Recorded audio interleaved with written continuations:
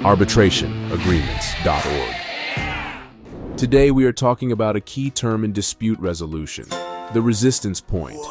Before we define what a resistance point is, please like this video, press the subscribe button, and tap the bell for notifications so you can keep up with crucial topics that can save your business a great deal of time and money.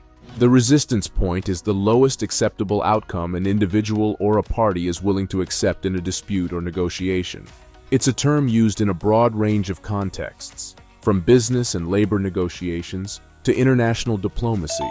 Resistance points can be influenced by many factors, such as the perceived costs of failing to reach an agreement, the importance of maintaining a relationship with the other party, or the individual's subjective valuation of the issues at stake. According to a 2020 survey, in over 65% of business negotiations, the resistance point played a significant role in determining the final outcome.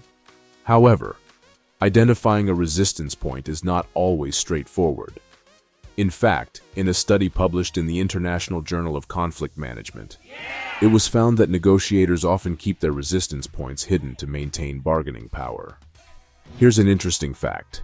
In a study done by the Harvard Business School in 2021, it was found that people who had clear resistance points were 28% more likely to reach successful negotiations compared to those who didn't. So, a well-defined resistance point can be a crucial asset during negotiation.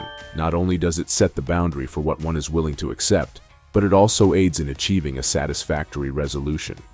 Remember, understanding this concept can make the difference between leaving a negotiation feeling satisfied or feeling like you've given away too much.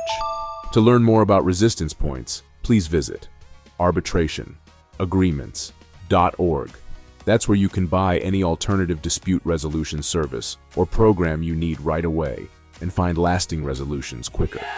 Now, our association does not provide any legal advice, but give us a call if you or your business are considering opening a new account or case. Also, what do you think about resistance points? Does the concept make sense to you? Give us your opinion by leaving a comment below. Don't forget to like the video, hit the subscribe button, and ring the bell for notifications so you can stay up to date about alternative dispute resolution processes that can save you time and money.